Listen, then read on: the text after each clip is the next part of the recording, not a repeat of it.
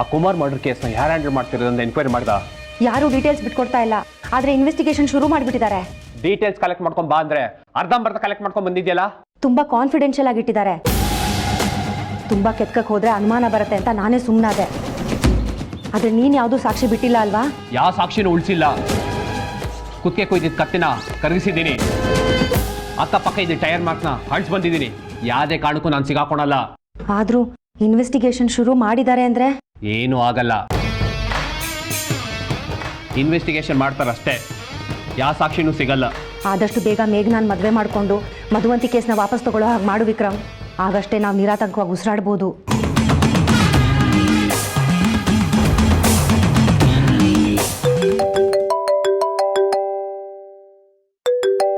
ಇವಳೊಬ್ಳು ಪ್ರಾಣ ತೆಗಿಯಕ್ಕೆ.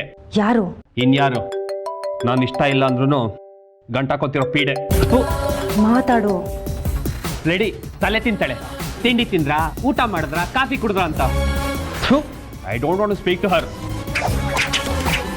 ಹರ್ಟ್ ಮಾಡಬೇಡ ಹೆಣ್ಮಕ್ಳಿಗೆ, ಒಳ್ಳೇದಾಗಲ್ಲ. ಪ್ಲೀಸ್ ಪ್ರಮೋದಿನಿ, ನನಗೆ ಫೋರ್ಸ್ ಮಾಡಬೇಡಿ. ನಂಗೆ ಅವ್ಳ ಜೊತೆ ಮಾತಾಡಕ್ಕೆ ಇಷ್ಟ ಇಲ್ಲ. ಮದ್ವೆನೇ ಬಲವಂತಕ್ಕೆ ಆಗ್ತಾ ಇದ್ದೀನಿ, ಬಲವಂತಕ್ಕೆ ಮಾತಾಡಕ್ಕಾಗಲ್ಲ.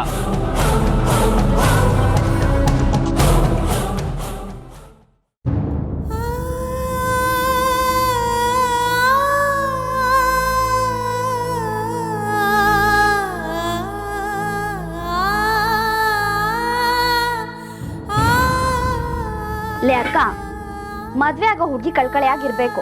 ನೀನ್ ನೋಡಿದ್ರೆ ಯಾಕೆ ಮೋರ್ ಹಾಕೊಂಡು ಕೂತಿದ್ಯಲ್ಲ, ಏನಾಯ್ತೆ? ಏನೂ ಇಲ್ಲ ಬಿಡ. ಏನಾಯ್ತು ಹೇಳೆ? ಮಧುರ, ನನಗೊಂದು ಅನುಮಾನ. ಏನು? ಸಾಹೇಬ್ರಿಗೆ ನಾನು ಇಷ್ಟ ಅಂತ ಅವರಾಗೆ ನಮ್ಮ ಸಂಬಂಧನ ಕೇಳ್ಕೊಂಡು ಬಂದರು. ಅವ್ರಿಗೆ ನಿಜವಾಗ್ಲೂ ನನ್ನ ಮೇಲೆ ಪ್ರೀತಿ ಇದೆಯಾ? ಇದ್ದಕ್ಕಿದ್ದಾಗೆ ಈ ಅನುಮಾನ ನಿನ್ಗ್ಯಾಕೆ ಬಂತು? ಇದುವರೆಗೂ ಅವರಾಗವರೇ ಒಂದು ಫೋನ್ ಕಾಲ್ ಮಾಡಿಲ್ಲ. ಮನೆಗೆ ಬಂದಾಗಲೂ ನನ್ನ ಹತ್ರ ಸಪ್ರೇಟಾಗಿ ಮಾತಾಡಿಲ್ಲ. ಹೊರಗಡೆ ಸಿಕ್ಕಾಗಲೂ ಅಷ್ಟು ಅಕ್ರೆ ತೋರಿಸಿಲ್ಲ. ನಾನು ಪ್ರೀತಿ ಮಾಡದೇ ಇರಬಹುದು, ಆದರೆ ಅದ್ರ ಭಾಷೆ ನನಗೆ ಅರ್ಥ ಆಗುತ್ತೆ. ನನ್ನ ಮನಸ್ಸಿದ್ದನ್ನೆಲ್ಲ ಬಯಸುತ್ತೆ ಕಣೆ. ಫೋನ್ ಮಾಡೋದು ಬೇಡ, ಅಟ್ಲೀಸ್ಟ್ ಒಂದು ಮೆಸೇಜ್ ಮಾಡಿ ಹೇಗಿದ್ಯಾ ಅಂತ ಕೇಳ್ಬೋದಲ್ವಾ? ಹೋಗ್ಲಿ, ನೀನ್ ಫೋನ್ ಮಾಡಿದ್ಯಾ? ಮಾಡಿದ್ದೆ, ಆದ್ರೆ ಅವ್ರು ರಿಸೀವ್ ಮಾಡಿಲ್ಲ. ಅಷ್ಟಕ್ಕೆ ನಿನಗೆ ನೀನು ಏನೇನೋ ಅನ್ಕೊಂಡು ಹರ್ಟ್ ಮಾಡ್ಕೊಂಡ್ಬಿಟ್ಯಾ? ನನಗೆ ನಾನೇ ಹರ್ಟ್ ಮಾಡ್ಕೊಳಕ್ ನನಗೇನು ಹುಚ್ಚ? ಮತ್ತೆ ಅವ್ರು ನಿನ್ ಜೊತೆ ಮಾತಾಡದೇ ಇರೋದಕ್ಕೆ ಅವ್ರಿಗೇನು ಹುಚ್ಚ?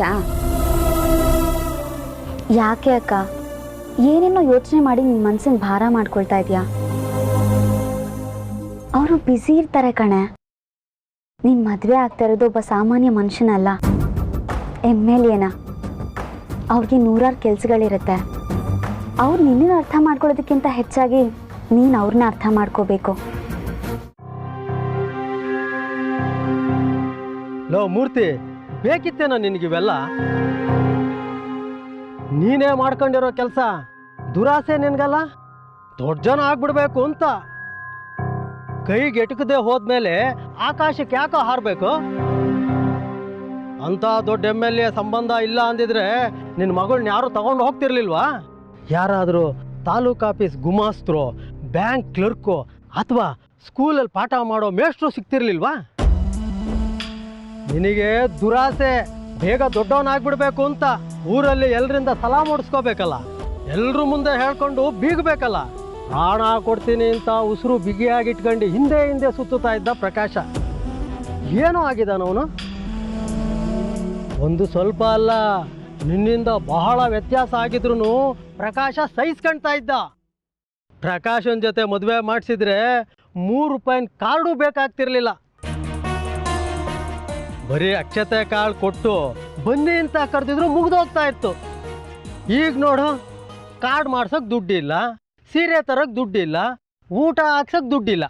ಇನ್ನೇನು ಮದುವೆ ಮಾಡ್ತೀಯೋ ತಿಥಿ ಮಾಡ್ತೀಯೋ ಒಂದು ಗೊತ್ತಿಲ್ಲ. ದೊಡ್ಡೋರ ಸಂಬಂಧ ಹೆಂಗೆ ಗೊತ್ತೇನೋ? ಸಾಲ ಸೂಲ ಮಾಡಿ ಮದುವೆ ಮಾಡ್ತೀಯ ಅನ್ಕೋ. ಮದುವೆ ಆದಮೇಲೆ ಸುಮ್ಮನೆನಾ ಹೋಗೋದು ಬರೋದು, ಕೊಡೋದು ತಗೊಳ್ಳೋದು? ಮಗಳು ಸಮೇತ ಅಳಿಯಂದ್ರು ಬಂದರೆ 500,000 ಆಗೋಗುತ್ತೆ ಅನ್ಕೊಂಬಿಟ್ಟಿದ್ಯಾ? ಹಬ್ಬ ಹರಿದಿನ ಅಂತ ಬರುತ್ತೆ, ಅಳಿಯಂದ್ರನ್ನ ಕರಿಬೇಕು, ಬಟ್ಟೆ ತರಬೇಕು. ಅಂತಿಂಥ ಬಟ್ಟೆ ಅಲ್ಲ, ರಾಜಕೀಯದವ್ರು ಹಾಕೋ ಖಾದಿನೇ ಬೇಕು. ಅವರಿಗೆ ಉಪಚಾರ ಮಾಡೋಕ್ಕೆ ಕನಿಷ್ಠ ಅಂದರೂ 5,000ನಾದರೂ ಬೇಕು. ಪ್ರತಿ ಸಲ ಖರ್ಚು ಮಾಡೋಕ್ಕೆ ದುಡ್ಡು ಎಲ್ಲಿಂದ ತರ್ತೀಯೋ? ಇನ್ನೊಬ್ಳಿದಾಳ ನಿನ್ನ ಚಿಕ್ಕ ಮಗಳು ಬಾಯಿ ಬಡ್ಕೆ, ಅವಳಿಗೆ ಅದು ಯಾವಾಗ ಮದುವೆ ಮಾಡ್ತೀಯೋ ಏನೋ. ಈ ಮಗಳು ಮದುವೆ ಮಾಡೋ ಟೆನ್ಷನಲ್ಲಿ ನೀ ಸತ್ತರೆ ಆ ಮಗಳು ಮದುವೆ ಮಾಡೋರು ಯಾರೋ? ಅದು ಏನು ಮಾಡ್ತೀಯೋ ಯೋಚನೆ ಮಾಡು, ಇನ್ನೂ ಕಾಲ ಮೀರಿಲ್ಲ.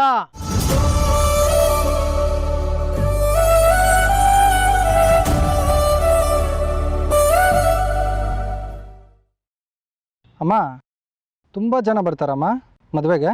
ಹೌದು ಕಣೋ, ಕಡಿಮೆ ಅಂದರೂ 1,000 ಜನ ಬಂದೇ ಬರ್ತಾರೆ. ಅಮ್ಮ, ಅಷ್ಟೊಂದು ಜನ ಬಂದರೆ ಅತ್ತಿಗೆ ಮನೆಯವ್ರಿಗೆ ಮ್ಯಾನೇಜ್ ಮಾಡೋಕ್ಕೆ ತೊಂದರೆ ಆಗಲ್ವಾ? ಹಾಗಂತ ನಾವು ಯಾರನ್ನೂ ಕರೀದೇ ಇರೋಕ್ಕಾಗತ್ತಾ? ಹಾಗಲ್ಲಮ್ಮ ನಾನು ಹೇಳ್ತಾ ಇರೋದು. ನೋಡಪ್ಪ, ಅವ್ರೇನು ಖರ್ಚು ಮಾಡೋದು ಬೇಡ, ನಾವೇ ಖರ್ಚು ಮಾಡಿದ್ರಾಯ್ತು. ತುಂಬ ಸ್ವಾಭಿಮಾನಿಗಳಮ್ಮ ಅವರು. ಎಲ್ಲದನ್ನು ಮಾಡ್ತೀವಿ ಅಂತ ತಲೆ ಮೇಲೆ ಹೇಳ್ಕೊತಾರೆ. ಅದ್ರ ಬದಲು ನಾವೇ ಸ್ವಲ್ಪ ಕಡಿಮೆ ಜನನ ಕರೆಸಿ ಸಿಂಪಲ್ಲಾಗಿ ಮದುವೆ ಮಾಡಿ ಮುಗಿಸ್ಬಿಡೋಣ. ಮದುವೆ ಆದ್ಮೇಲೆ ಬೇಕಾದರೆ ಬೆಂಗಳೂರಲ್ಲಿ ಗ್ರ್ಯಾಂಡಾಗಿ ರಿಸೆಪ್ಷನ್ ಮಾಡಿದ್ರಾಯ್ತು.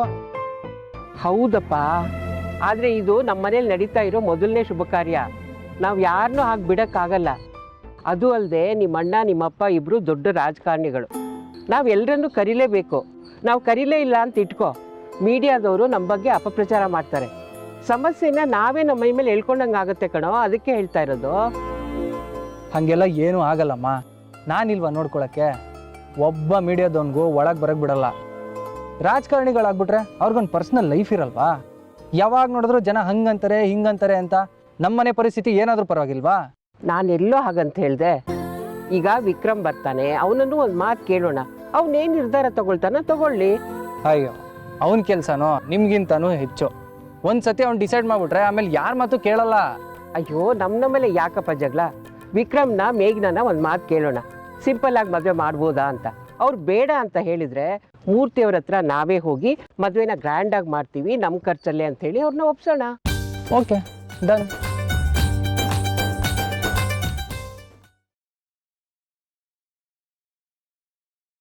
ಅಪ್ಪ, ಕಾಫಿ ತಗೋ.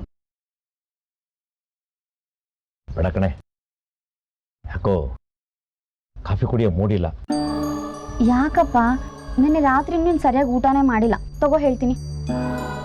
ಅದರ ನಾವೇನಾದ್ರು ತಪ್ಪು ಮಾಡ್ತಾ ಇದೀವಿ ಅಂತ ಅನಿಸ್ತಾ ಇದೆಯಾ? ತಪ್ಪ? ಏನಪ್ಪ ಮಾತಾಡ್ತಿದ್ಯಾ ನೀನು?